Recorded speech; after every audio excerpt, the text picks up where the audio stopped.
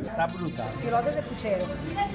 Bon dia, amorçador. Avui hem vingut a la zona d'Alacant a esmorzar. Concretament a Jesús Pobre, de la mà de Juan Salvador Gallà. Provarem la cuina tradicional i receptes autòctones de Casa Rosita, en Jesús Pobre. Vos sorprendrà.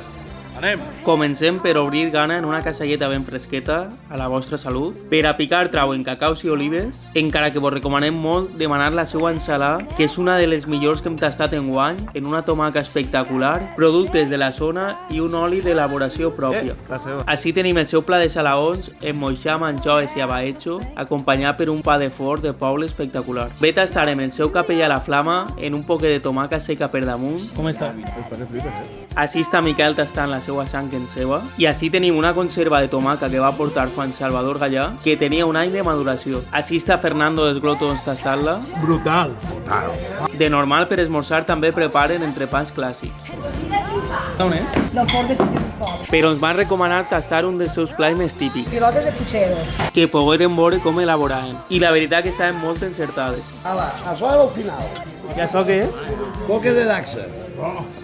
Una coqueta que Ja tenim prou. I acabem en un bon cremaer dolcet i en aromes. Este esmorzar es troba a Casa Rosita de Jesús Pobre.